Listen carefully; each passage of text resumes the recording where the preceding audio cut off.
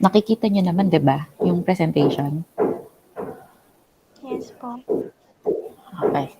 Sige.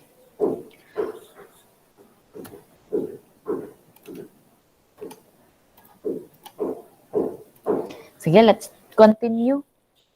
Dito tayo natapos sa service statistics. It is also a technique of collecting quantitative data.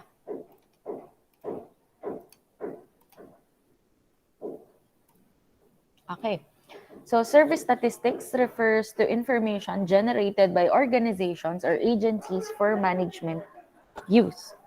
Examples of this are health-related data like mortality rate, birth rate, morbidity rate from the Department of Health, data on land ownership, land use, rice production, livestock production from the Department of Agriculture, industry data from the Department of Trade and Industry, and education data from the Department of Education. The quality of service statistics varies from organization depending on how the data were gathered and recorded. So from the term itself, sabi dyan, service, ibig sabihin, ito ay data o mga impormasyon na gagamitin natin in order for us to give or to provide better service. And this is for generally public use. Kaya nga, di ba, mortality rate, birth rate, ilan ba ang pinapanganak kada minuto dito sa Pilipinas, yung mga ganong statistics. These are called service statistics. This does not only serve a certain portion of the population, but it serves everyone. Okay. But the question is, how do you retrieve service statistics?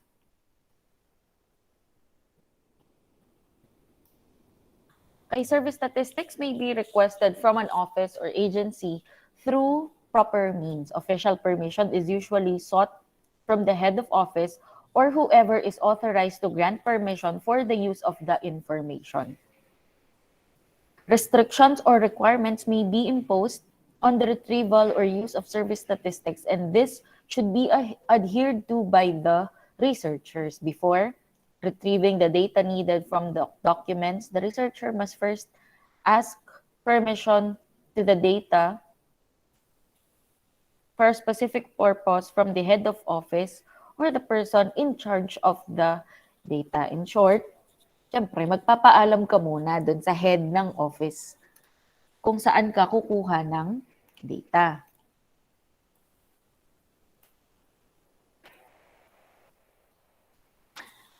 Okay. Secondary data. You know this already. These are conducted studies already that you are using to supplement your study. Kumbaga, ito yung suporta o tumutulong dun sa actual na ginagawa mong study. Secondary data are existing information, so existing na, nandyan na, from censuses, national surveys, and other completed studies which may be used for further analysis. One can do research using existing regional, national, and international data. Secondary data may also be used to enrich and supplement data collected for a study. Ay nga yung sinasabi natin, mga gagamit natin to in order to support your claims in your study. Volumes of data on population, business, health, family planning, agriculture, and other kinds of data on population. Sorry, wait lang.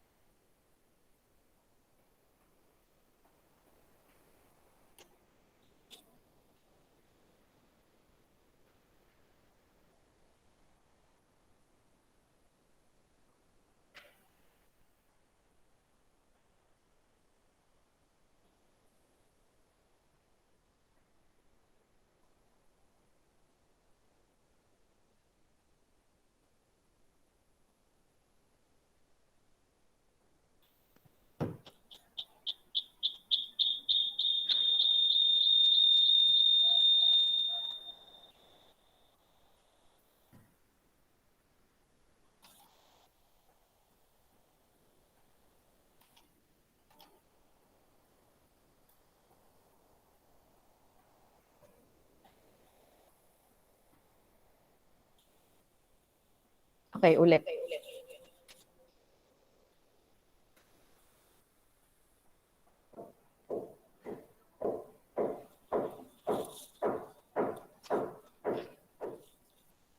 So volumes of data on population, business, health, family planning, agriculture, and other kinds of data are collected on a regular basis. These data are available in national or regional offices and can be further analyzed to answer new questions or problems other than those answered by the original studies. Kumbaga, yung ginawa mong research nung una, yung mga nakuha mong data doon, ay makakasagot din ng iba pang problema na related doon. Kaya nga, di ba, ito yung ginagamit natin for the review of related literature. Kasi nga, hindi lang naman iisang area or iisang topic ang masasagot nung research na nagawa mo. Madaming pwedeng makover na topics yon. So examples of secondary data, data on population and housing from the Philippine Statistics Authority or PSA, data on family planning, practice, reproductive health, immunization, and adolescent sexuality from the National Health and Demographic Survey, data on price indices, employment and unemployment gross national product from the Department of Trade and Industry, for instance, data from 2 censuses may be used for comparative analysis of population and housing patterns across the different regions of a country. National demographic and health surveys of different countries can be a good source of data for regional or provincial comparison of demographic and health indicators or correlation analysis of various factors. So these are just some examples ng secondary data. Madami. Madami ganyan. Okay. Techniques in collecting qualitative data. Before we've discussed quantitative data, but now we will be discussing qualitative data. So qualitative approaches in data collection are preferred when obtaining data on processes, on how and why a program or a project works, on how individuals think about or perceive a certain issue, situation, practice, people, or what their attitudes are towards something. The most commonly used methods in collecting qualitative information are in-depth interview, focus group discussion, direct observation, and content analysis. So, dun muna tayo sa in-depth interview. Yung iba sa inyo magko-conduct ng interview. So, you listen carefully. So, an in-depth interview is a direct face-to-face means of gathering information from individuals. Although, sabi dyan, face-to-face, pwede ka rin naman mag-conduct ng interview kung through video conferencing. Pwede naman din. Google Meet, Zoom, Skype, there's no limitation as to what you can use for you to conduct your interview. Especially with the pandemic, pwede naman yun. Okay, but historically, ang interview ay face-to-face talaga.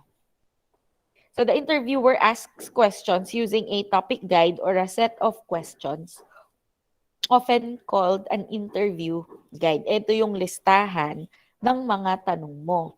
Questions asked are open-ended or with no fixed responses. Details are sought through follow-up questions based on the responses and flow of interview. So whatever you are asking, kung ano man yung nakasulat doon sa interview guide mo, pwede ka namang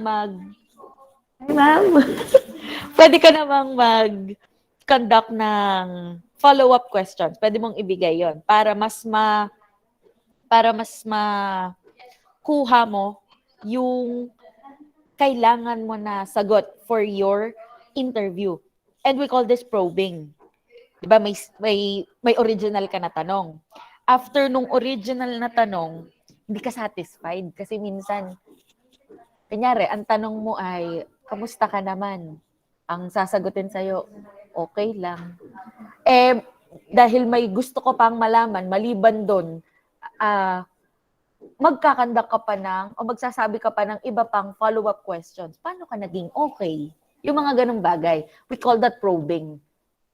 And if you are to become police investigator someday, you also have to be good in probing. Kasi alam niyo naman ang mga criminals, alam niyo naman yung mga suspects.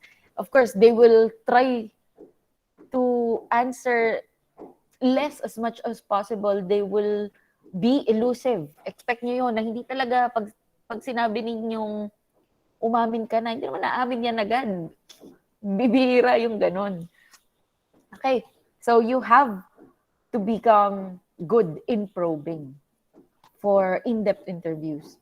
So identifying and training of interviewers. The in-depth interview requires an experienced interviewer who is highly skilled in probing, especially when research topics are sensitive or highly controversial.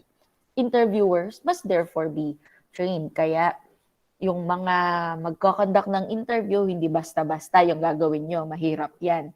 Actually, kahit nasa higher studies na, sa graduate school, mas hindi pa rin talaga, paano ba sasabihin? Hindi para sa lahat ang interview. Hindi talaga para sa lahat. Kung hindi ka naman talaga trained, it's better that you conduct quantitative research. Hindi naman wala naman nagsasabi na kapag interview, mas maganda ang research mo at pag quantitative, hindi gaanong kaganda ang research mo. Walang ganon. But there are certain skills in interviews that should be possessed by the interviewer.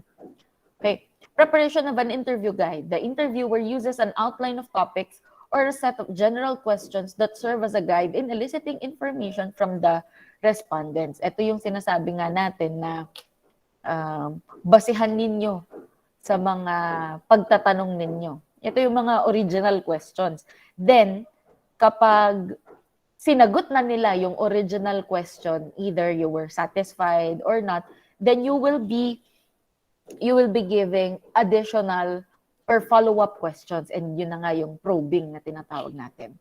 Identification and selection of key informants. The key informant are purposefully chosen based on their knowledge about the research topics and their willingness to participate in the study and provide information.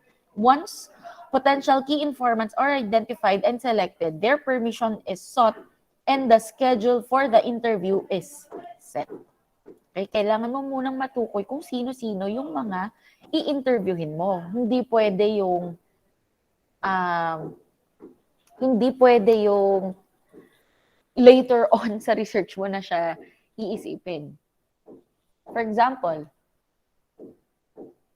iniisip mo na kung nag-isip ka na ng working title mo. 'Di ba nung tinawagan ko kayo, yan din yung isa sa mga tanong ko. Sino ang pagkukuhanan mo ng data? Accessible ba sila? Papayag kaya sila? Ibibigay kaya nila yung impormasyon na gusto mo? Yun. Kaya mahalaga na ma-identify mo nga agad kung sino yung mga informants mo or yung mga participants mo sa study. Okay.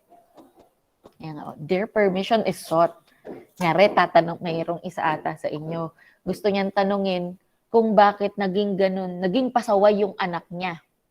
At kung related ba yun sa parenting style niya.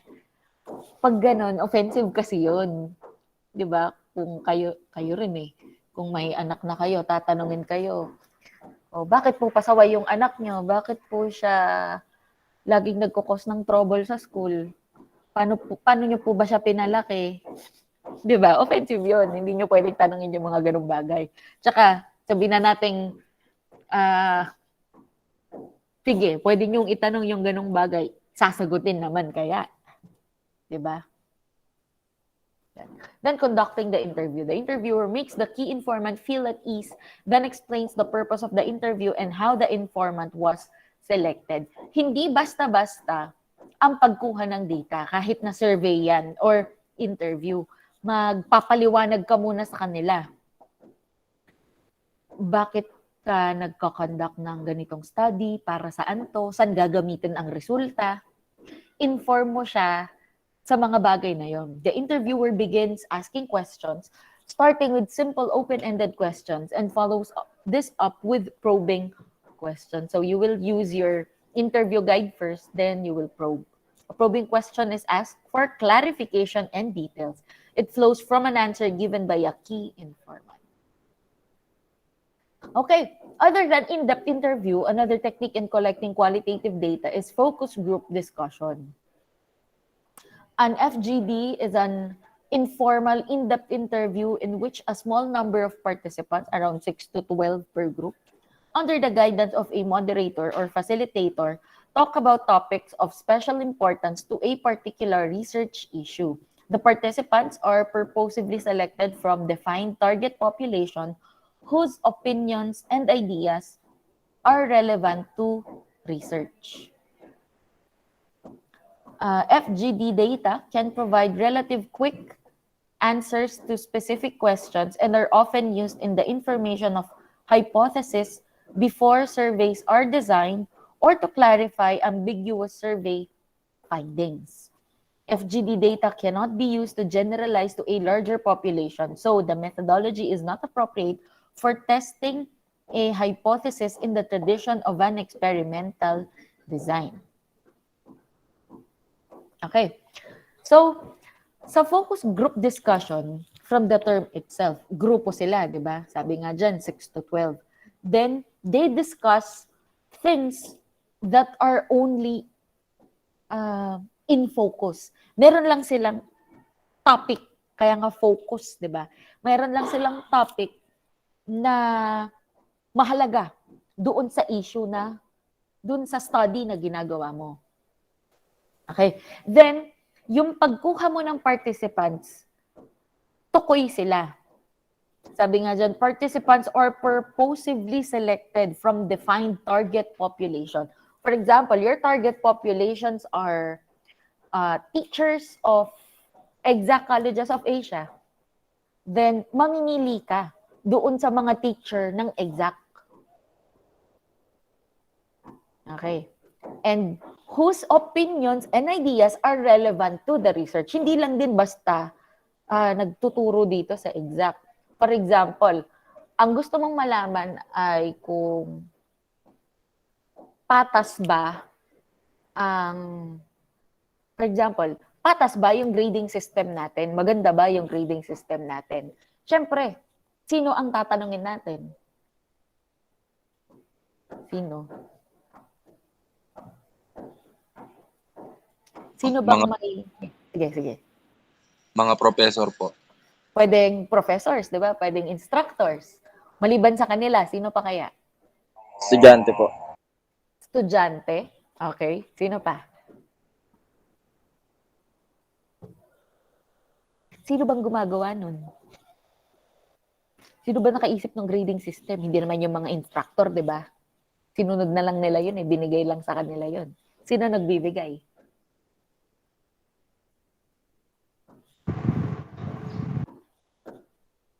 Sino? School. Yung school. Sinong school? Sinong school? Sa faculty. Faculty. Yun na nga, sinagot na yan. Instructor din yan. Pag sinabing faculty, those are your instructors. Yung CHED po, ma'am. CHED? No.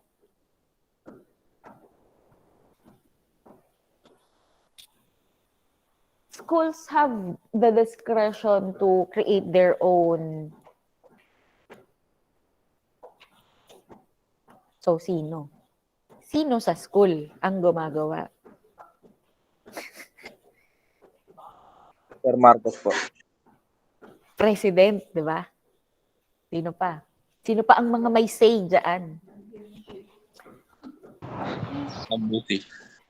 VPAA, then the top management. May pagkakataon na may say din ang deans. Pero hindi sa lahat ng pagkakataon. Depende yan. Okay. So yung mga yan, kung magkakandak ka ng study kung fair ba ang grading system, you ask those people. Sila ang kukunin mo para sa focus group discussion. Hindi ka kukuha ng mga nasa accounting. Bakit? Kasi wala naman silang kinalaman doon sa grading system. Hindi nga nila ginagamit yun, di ba? Hindi mo rin tatanungin yung mga nasa utility. Oo, empleyado sila ng exact, pero hindi rin nila ginagamit yun. Okay. Okay. So, some features of FGDs. FGD participants are purposively selected from a defined target population whose opinions and ideas are relevant to the research. Usually, more than one FGD is necessary to adequately cover the range of the participants' characteristics and issues. Important facts brought up during the discussion are recorded and later analyzed and used as basis for recommendations. The FGD facilitator stimulates the participants to talk to each other about certain issues or topics rather than to talk to the moderator. So, imagine niyo na lang na para kayong nag-open forum. Nasa isang kwarto kayo, kayong 6 up to 12, nag-uusap-usap kayo, binigyan kayo ng topic, tapos sasabihin nyo yung mga opinion nyo dun sa bagay na yon. O for example, tingin nyo ba si Bongbong Marcos ay magiging isang mabuting presidente? Kasi yun, mag-uusap-usap kayo. Sasabihin nyo yung mga opinion ninyo. Okay, so yun. That will be your method in conducting FGDs. So when and how to use FGD? FGDs are increasingly used by researchers, practitioners, and educators in the context of the needs assessment and formative evaluation. Pag sinabing needs assessment, inaalam kung ano yung kailangan nyo, ano yung wala pa. Okay. Pag sinabi namang formative evaluation, ini-evaluate nyo ang isang program, ang isang event, ang isang pangyayari, isang bagay, then, kumbaga, kung ano yung lumabas doon sa evaluation, gagamitin para ma-improve yung bagay na yun. Okay? Then, some uses of focus group discussion to obtain group reactions to an issue which can be compared later with interview responses from respondents in the same population. To determine group reactions to a certain program or intervention as basis for developing hypotheses for larger studies, as basis in developing survey instruments, such as interview schedules and questionnaires, to explain and interpret more fully results of surveys and other quantitative studies as basis in developing, testing, and refining educational messages. So, ito yung mga bagay kung saan ginagamit yung mga FGD. So, what is the FGD process? The steps involved in conducting an FGD are described below. So, determine the purpose of the FGD. Bakit mo ginagawa yon? The researcher question or problem must be clearly defined. The type of information to be elicited must be determined and the appropriate target FGD participants must be identified. Dapat makilala mo na o tukuyin mo na kung sino yung mga magiging parte ng focus group discussion mo. Next is develop a topic guide. A topic guide begins with a summary statement of the issues and the objectives of the discussion. It includes the cues to be discussed by the moderator or facilitator. So first, prepare a list of topic areas to be covered by the FGD. So ililista mo na nga yung mga topics na pag-uusapan ng mga participants mo. The topics are from the general to specific. The list must be based on the study objectives. Of course, kung hindi naman nakabase sa objectives ng study mo, hindi walang kwentang study yon. Hindi mo masasagot yung SOP mo. Diba? Your SOP is also your specific objectives. So, you have to create questions in your study that are to be answered by the FGD participants na related talaga doon sa topic nila. Generate a list of possible probing questions. Pati yung mga follow-up questions mo or yung probing questions mo, gawa ka na rin. Kasi, di ba, pag may tanong ka, may expected ka na rin na sagot. Nyari, tinanong ka nga, kamusta ka ngayon? So, ang ina-expect natin, okay lang, o kaya hindi okay. So, iisip ka na ng follow-up question kapag ang sagot niya, okay lang. Iisip ka na rin ng sagot, ng follow-up question kung ang sagot niya ay hindi siya okay. Yun. Then, prepare statements to stimulate participation. The researcher should be prepared with transition approaches to connect a topic already discussed with a new topic. Assign a rough time estimate for each topic to make sure that adequate time is limited to the topics to be discussed based on priority and complexity. Kasi hindi naman pwedeng buong araw lang silang nag-uusap tapos hindi mo pa rin nakukuha yung gusto mong sagot o yung kailangan mo na sagot. Kaya magbibigay ka, itatime mo sila. Siyempre, hindi rin naman sila pwedeng buong araw nandun, di ba? Ikaw din, hindi ka rin naman pwede buong araw nandun. Review and pre-test the guide before conducting an actual FGD. This is important. You have to conduct pre-tests. For quantitative, may tinatawag tayong pilot testing. For example, like in my research, ang participants ko or ang respondents ko ay college students in Angeles City. Then may pilot test para ma-check ko kung okay ba yung questionnaire ko. Tinest ko siya sa mga college students din. Not necessarily in Angeles, but actually tinest ko siya sa San Fernando sa mga estudyante ko noon. So yun, matutukoy mo kung okay yung questionnaire mo kapag ganon. This is also related, no? So you have to conduct a pre-test for the guide that you will, for the topic guide that you will create. Then recruit the FGD participants. The type of participants in an FGD is determined by the nature of the project being studied. Beyond the general classification of the target population, additional characteristics which might influence responses must also be determined. FGDs proceed smoothly when participants have more or less similar characteristics. It is ideal if FGD participants do not know one another. However, it is often difficult to select such participants. Kasi nga naman, di ba, hahanap ka, pipili ka ng 6 hanggang 12 na participants mula sa isang target population. Yung target population mo, malamang malaki ang tsansa na magkakakilala na sila. Okay.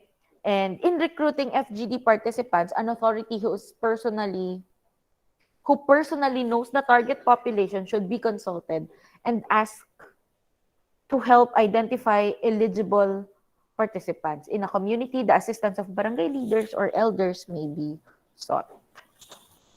Here in the Philippines, we respect the opinion of our elders. Tsaka, well, basically, sila yung nandyan matagal na, di ba? Kaya mas madami silang alam, mas madami silang kakilala. Kaya we also ask them. And last, in the FGD process, select and train the moderators and assistants. FGD moderators should have an outgoing personality. They should be sensitive, warm, energetic, diplomatic, but firm. They should be aware that they are there to learn, not to teach. So Kruger states that The most critical skill FGD moderator should possess is the ability to listen. Ikaw, bilang moderator, ay makikinig lang. Hindi ka sasali doon sa usapan nila. Okay. Kaya nga, mag-moderator ka lang, imo-moderate mo lang yung usapan. Kung may nag-aaway na, syempre, patitigilin mo yon. Kung wala namang gana yung participants, o ikaw din ang bahala doon, kailangan mong ayusin yan. Okay? Another technique in collecting qualitative data is observation. Okay. Observation is a method in which the researcher studies the social processes as they happen, usually in the field rather than in the laboratory. Okay, kaya mag-observe ka sa field, sa labas. This method is more commonly used in anthropology than in any other field. Most often, the role assumed by the researcher is that of the participant observer. By observing people and interacting with them, the researcher must be able to avoid the artificially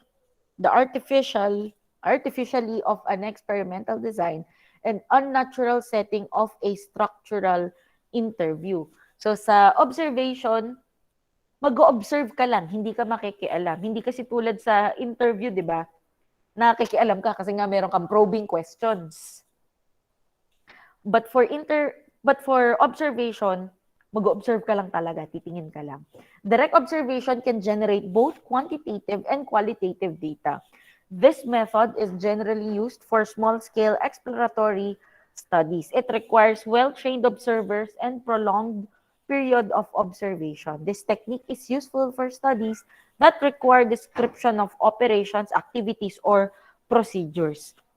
Mamasid lang siya doon. And ginagawa ito, sabi nga, ng well-trained observers. Hindi lang din basta-basta. Kasi maaaring yung hindi trained, may nakikita na siyang nangyayari pero hindi niya pa rin ninonote. Sa tingin niya, hindi yun significant. Kaya kailangan mga trained observers ang gagawa nito.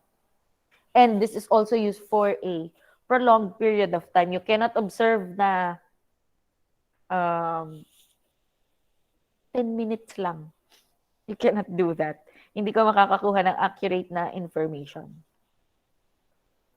A research may employ participant observation or non-participant observation. Okay.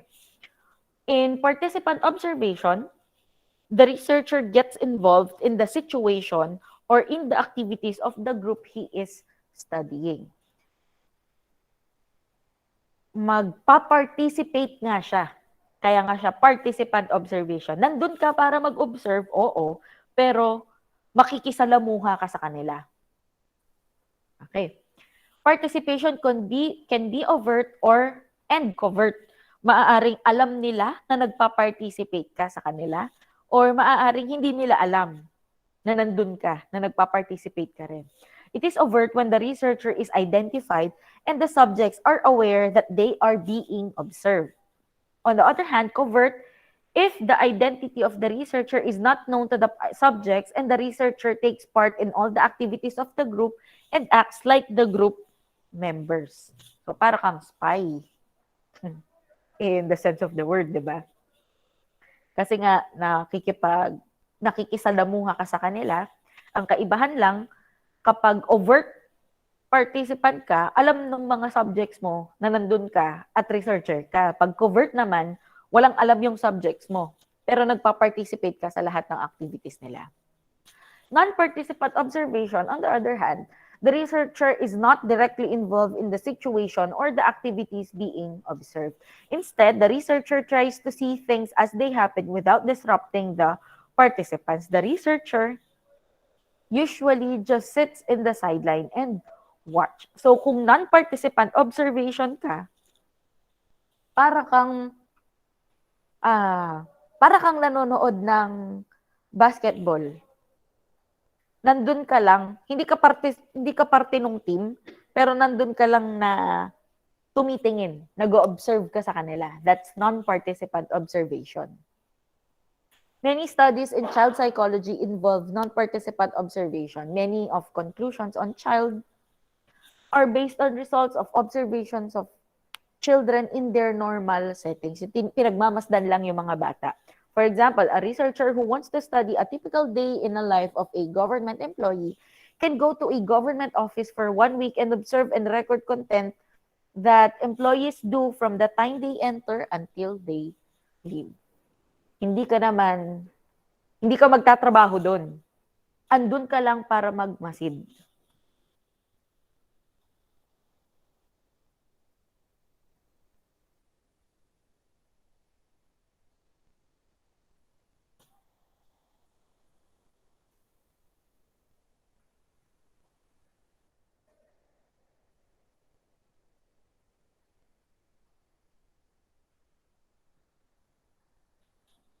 Questions? Ma'am, may questions po. Sige. During interview po ba, ma'am, pwede gumamit ng voice record? And pwede po bang